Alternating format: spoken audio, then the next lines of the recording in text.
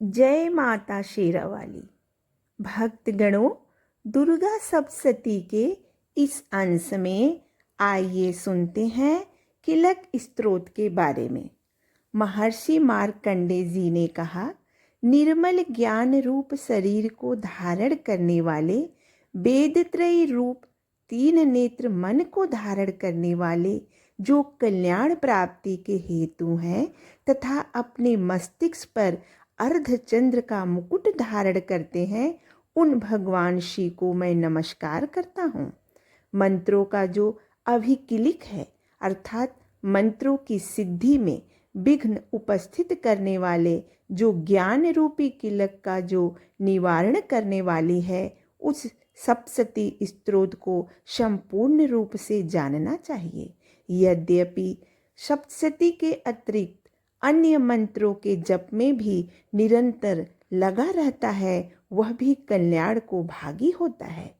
उसके भी उच्चाटन आदि कर्म सिद्ध होते हैं तथा उसे समस्त दुर्लभ वस्तुओं की प्राप्त हो जाती है। यद्यपि अन्य मंत्रों का जप न करने, केवल सप्तशती नामक स्तोत्र से देवी की स्तुति करते हैं, उन्हें स्तुति मात्र से ही स्वरूपिणी देवी सिद्धि सच्चिदानंद हो जाती हैं। उन्हें अपने कार्यों की सिद्धि के लिए मंत्र, औषधि तथा अन्य किसी साधन के उपयोग की आवश्यकता नहीं रहती। बिना जप के ही उनके उच्चाटन आदि समस्त अभिचारिक कर्म सिद्ध हो जाते हैं। इतना ही नहीं, उनकी अभिष्ट वस्तुएं भी सिद्ध होती हैं। लोगों के मन में शंका थी कि उस जब केवल सप्तशती की उपासना के अलावा सप्तशती को छोड़कर अन्य मंत्रों की उपासना से भी समान रूप से सारे कार्य सिद्ध हो जाते हैं, तब इनमें कौन सा साधन सर्वश्रेष्ठ है। लोगों की इस शंका को सामने रखकर भगवान शंकर ने अपनी शरण में आए हुए जिज्ञासुओं को समझाया कि यह सप्तशती नामक संपूर्ण स्तोत्र की सर्वश्रेष्ठ एवं कल्याणकारक है। तदंतर भगवती चंडिका के सप्तशती नामक स्तोत्र को भगवान शंकर ने गुप्त कर दिया।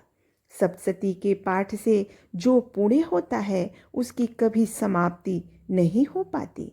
अतः भगवान शिव ने अन्य मंत्रों की अपेक्षा जो सप्तशती की श्रेष्ठता का निर्णय किया है, उसे यथार्थ ही समझना चाहिए। अन्य मंत्रों का जप करने वाला मनुष्य भी यदि सप्तशती के स्तोत्र व जप का अनुष्ठान कर ले, तो वह भी पूर्ण रूप से कल्याण का भागी होता है। इसके तनिक भी संदेह नहीं है। जो मनुष्य कृष्ण पक्ष की चतुर्दशी को अथवा अष्टमी को एकाग्रचित होकर भगवती की सेवा में अपना सर्वस्व समर्पित कर देता है, फिर उसे प्रसाद रूप में ग्रहण करता है, उसी पर भगवती प्रसन्न होती है, अन्यथा उसका प्रसन्नता नहीं प्राप्त होती। ऐसे किलक से ही श्री महादेव जी ने किलित किया है। इसका अभिप्राय ऐसा जानना चाहिए कि चतुर्दशी तथा अष्टमी को इसका पठन पाठन करने से ही सिद्धि होती है, अन्यथा नहीं।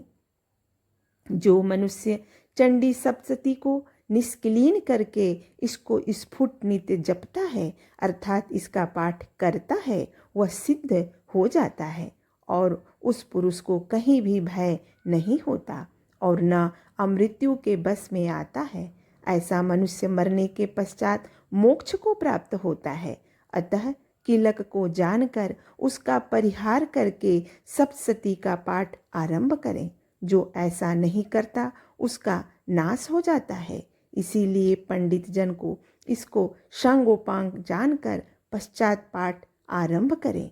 हे देवी, स्त्रियों में जो कुछ सौभाग्य आदि दिख पड़ता है, वह संपूर्ण आपकी कृपा से ही है। इसीलिए इस कल्याण का स्तोत्र जप करना चाहिए और जो मनुष्य स्तोत्र को सहने सहने पाठ स्पष्ट पाठ करता है, उसे अतुल्य संपत्ति की प्राप्त होती है और उच्च स्वर से ही इसका पाठ करना चाहिए। जिस भगवती की प्रसाद से ऐश्वर्य, सौभाग्य और संपत्ति प्राप्त होती है, उस दुर्गा माता की स्तुति मनुष्य क्यों नहीं करते, अर्थात जरूर करनी चाहिए। दुर्गा सप्तशती किले